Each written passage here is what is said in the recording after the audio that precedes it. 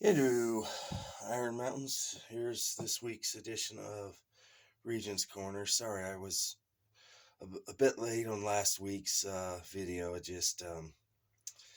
Yeah, I guess the term for it is I just didn't have the spoons for it. I'm sorry. So, anyways, moving on. This week we're going to talk about dye and dyeing. So, we're going to start with the three basic types of dye. First, we have Pro Dye. This is an oil based dye. Oil-based dye is obviously the pigments of the color are saturated in oil and such. So this is generally considered the superior type of oil because it penetrates better. It doesn't leave the leather super dried out and super there, and generally spreads better and more evenly. Next one is just a alcohol-based dye, which usually doesn't say pro on it. And an alcohol dye, unlike oil, does not have oil in it, so it dries faster than pro dye, but it also leaves the leather quite dry and a little bit inflexible. So what we want to have is you have to basically re-oil the leather. Next and last is we have a water-based dye called EcoFlow. It takes the longest to dry. I don't have as much experience with the EcoFlow stuff, but it usually comes in much brighter, nicer colors. So if you're trying to get something really bright or different, you're probably going to want to try EcoFlow. So then when we're talking about oil, I personally use Neesfleet oil. This is specifically designed to use for leather. I know a lot of people that will use extra virgin olive oil and such like that. I've even, but you do not want to use vegetable oils or Crisco or animal fat because it will go rancid. It is obviously organic material and it can go bad. So I don't really use that. I prefer Neesfleet oil because it works and it's great. And I always oil my leather. So a couple things you're going to want. One is you're going to want a nice piece of either paper or a paper towel, something to absorb the extra dye because it's going to get messy and you don't want to get this all over your work center. So you want this. Next, pair of disposable gloves. Do not cheap out. Do not recycle your gloves, okay? Because what will happen is you'll do one project, then you go to the next project and you'll transfer the dye. And unless you're doing all black, you're going to have a problem. It's going to you're going to have fingerprints and smudges and you're going to just completely contaminate your work. So, next thing, applicators. This is a pretty standard little applicator. Usually comes free with a lot of times when you buy dye. I really don't like to use these too much unless for the really small because I get a lot of dye in a very small spot and I end up oversaturating the leather. And that's a big problem with that. So what I personally really like to use is wool pads. This is a synthetic wool pad I bought from Tandy. You buy a whole bag of them. Absolutely fantastic. I get much more even to spread with that. Now with the different dyes, you can, if the color is too dark, you can thin it out. You can stretch it, depending on, obviously, if it's an alcohol based, you're going to use denatured alcohol. If it's oil based, I try to remember can't remember right off the top of my head what you use to thin it. I typically don't thin my pigments, my dyes anyways, so it doesn't really matter. And then water, obviously, EcoFlow, you're going to use water if you really need to thin it out, but that stuff's pretty thin as it is. So now then, what we're talking about put on the gloves, I'm going to do a couple little demos here. So we're going to put on our gloves, and I have my rag here that I specifically only use for oiling. Now the reason why I oil the leather before I dye, regardless of what type I use, is because the oil is going to fill in the pores of the leather, and that's going to allow for a more even distribution. As you see, the oil is going to get absorbed in there, just like it would with dye and such. So just like a dye, I'm going to put enough oil on there. So I'll kind of wipe that off a little bit, speed up the process. So now we have a nice even set of dye there. As you see, the oil has been very well absorbed, thoroughly on there. Now, typically, how long you want to wait before you dye? Yeah, it depends. Some people say 24 hours. Some people say an hour. I kind of tend to treat it like, give it like 5, maybe 10 minutes typically, but we're not going to obviously do that right now. We're just going to jump right in there. Now, yes, I do recycle my things, so I don't always throw them away, especially when I'm going. So, with a small one like this, we're going to go ahead and use, I will use an applicator, and we're just going to dip that in, get that just a little bit, but as you can see, it puts a lot of dye in a small area, and that's why I don't really like. Now you want to swirl it around, work it in there. There. The nice thing about black is you really can't overdo it. Now that might be a bit much dye to begin with, because what we want to do is just put just enough, let it absorb, and then we're going to redo it. I'm going to take another piece. So an unoiled piece here. See how it's just starting to kind of absorb into the leather. And then once we absorb, we do it again. Now, obviously, if you oil the leather first, this is going to take a little bit longer, as you see on there. I did overdo. But as you want it to just keep absorbing that dye, and then you're just going to keep.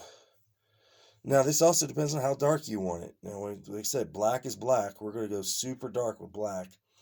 But right there where it's just really starting to slow down and take its time to absorb. So that's what we want to see in that piece. Is usually that's enough right there. So now here with our first piece, we got a really nice, rich piece. I don't need to probably put any more on there because it's going to take forever to absorb. We get the edges. Now this is the one good thing about the applicator. The applicator is great for doing the edge work there. Now that being said, that's assuming you're going to do the same color, because you can kind of see right there, if you can't, it will bleed over. So you want to keep it in the same color scheme. Now, another way you can do this, I'm not going to full on do it, but get yourself a Tupperware bottle. As you can see, I just straight up pour the full of dye. I dip it in there. I'll just dip the whole piece in, saturate it front and back, pull it out, set it aside, and then when I'm done, I just use a funnel and pour all the excess back. And that's called dip dyeing. And once again, that's great if you're not worried about a lighter color and you just want maximum saturation. So now after the piece is done,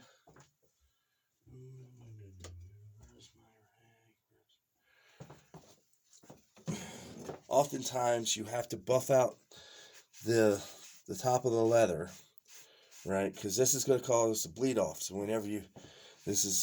because that pigment's not especially on the alcohol dye, does have a lot more bleed off. That's when you get all that black. If you ever worn something, or you wash a piece of clothes for the first time and you get the bleed off, it happens with leather too. So we mitigate that by go ahead and we first wipe it off down really nice and clean. And usually you'll feel it. It'll get shiny. You'll start feeling the resistance on it. And you already see some bleed off right there. So now that we have the bleed off, all wiped down there. Now typically, depending on the piece and depending on there, we may oil it again. So we're just going to slap a little, you go ahead and put a little bit more oil on there. And now typically I'm speeding this all up, obviously, for the camera. Normally I would dye and then wait 24 hours to the next day to do that. Then I'll re-oil it, buff it again.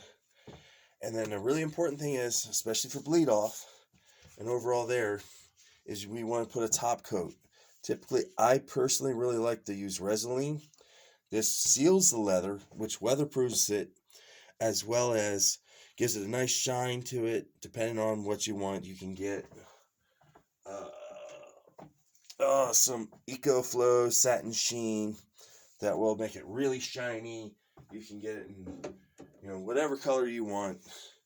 You can make it super shiny or just a plain matte. And you just apply it lightly like you would any other, like you oil.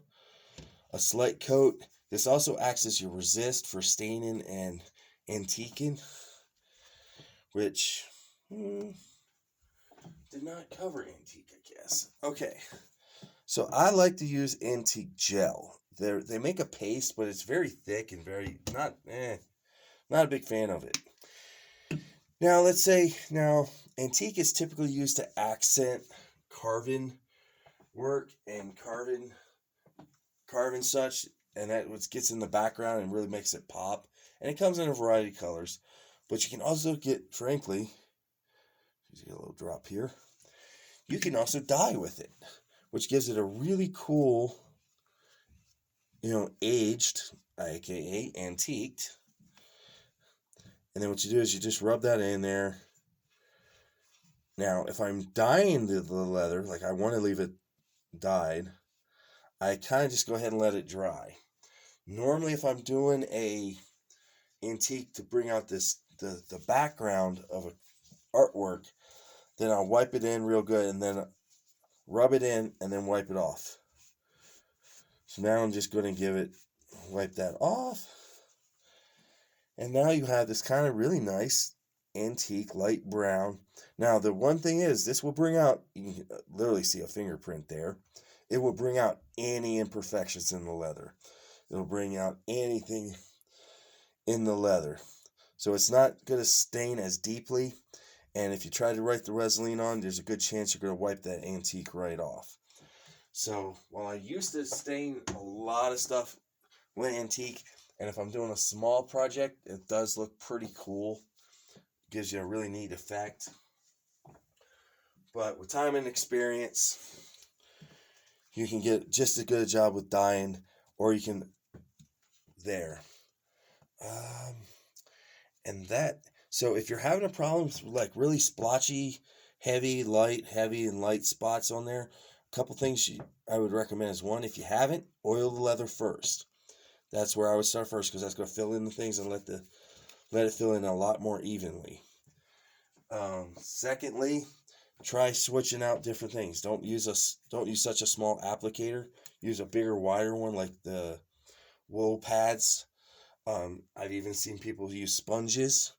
And then next, if that's still, you oiled it and you're using a bigger applicator, try to use less oil or thin your dye out. So, and you can experiment, and that's what's the great thing about keeping all these scrap pieces around is experiment, play with it, see how that's gonna, if that's the color you're gonna like. Oh man, that, if it's too dark, too light, you can play around with the scraps before you get to your main piece. So you can always experiment, and I recommend experimenting and figuring out what's gonna work, so you get a feel for the technique. And then when I'm doing the brush, I just take the dye, boom, and then I'm just going to start at the end, and I'm just going to wipe it, and then I'm going to work it in a circular motion. So you just work the dye in, get it nice and even, so you get a nice, even, smooth application, as you see there. All right. And that is Dyeing 101. So if you got questions, comments, suggestions, leave them down below. And till next time, stay crafty.